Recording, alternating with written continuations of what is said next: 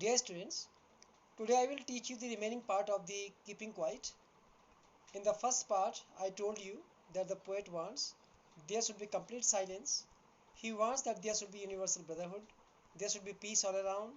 He wants that there should be mutual understanding among people and people should live in peace. They should leave all the accents. They should not speak in any language. And he wants that people should be quiet and there should be complete stillness.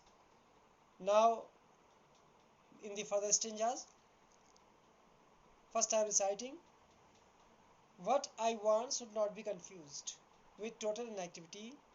Life is what it is about. I want no truck with death. If we were not so single-minded about keeping our lives moving and for once could do nothing, perhaps a huge silence might interrupt this sadness of never understanding ourselves and of threatening ourselves with death. Perhaps the earth can teach us as when everything seems dead and later proves to be alive. Now I will count up to 12 and you keep quiet and I will go. Now the poet wants to tell us what he means by stillness. What I want should not be confused. We should not be confused with this word stillness, quietness. We should not take it as total inactivity. I want should not be confused with total inactivity. It means the poet wants to tell us that he doesn't mean total inactivity. We should not leave actions. No action doesn't mean that we should not become inactive. Then he explains it also. He says, life is what it is about. Why does he say that we should not be inactive? Because the another name of life is movement. Life is what it is about. What it is about? Life is about movement. Means without movement there is no life.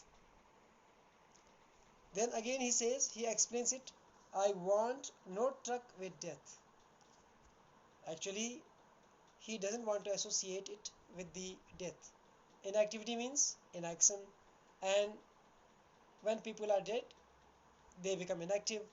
So he doesn't want to associate it with death.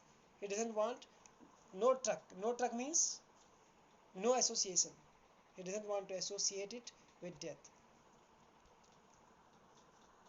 Then he says, if we were not so single-minded about keeping our lives moving and for once could do nothing, perhaps a huge silence might interrupt this sadness of never understanding ourselves and of threatening ourselves with death.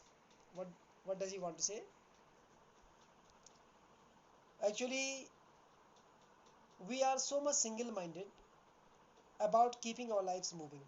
Means we don't want to stop. We want to go on continuously.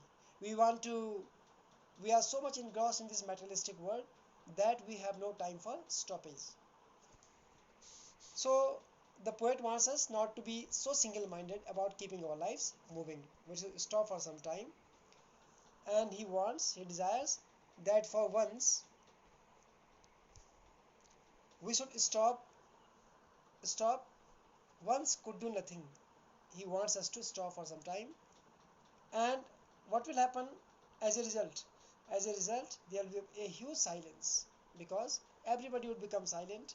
All actions would come to halt, and so there will be complete silence, and it will be a big silence, huge silence, and that might interrupt the sadness of never understanding ourselves. This kind of silence, when we will introspect in this silence, it will disturb our sadness. Actually, we are very sad, and we always complain that we have never got time of understanding ourselves. But when there will be complete silence, when we have time for introspection, it will remove our sadness of which sadness? The sadness of never understanding ourselves and of threatening ourselves with death. Again, another benefit will be we will help ourselves to keep away from the threatenings. Threatening ourselves with death means we are so much busy in our destructive activities, preparing for wars and violent activities. If we stop all these actions, if we stop all these destructive activities, we can save ourselves from the threatening of death. Means we can protect ourselves. Now coming to the next stanza.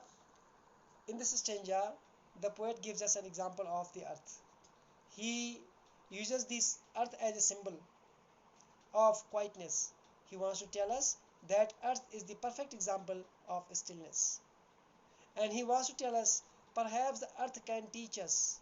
The earth teaches us. What does earth teach us? As when everything seems dead and later proves to be alive. The earth looks very calm and quiet from outside. Earth looks very silent.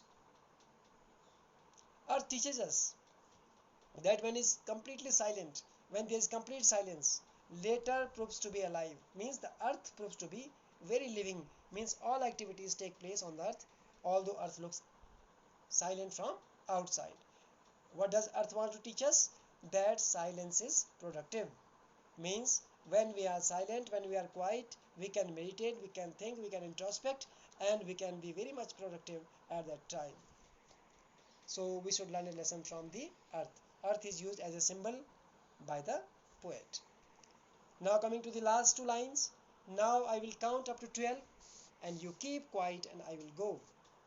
Means at the end the poet again appeals to the people that he would count up to 12 and people should not speak in any language, they should keep quiet and they should meditate, and by the time he would go to spread the message of peace to all over the world.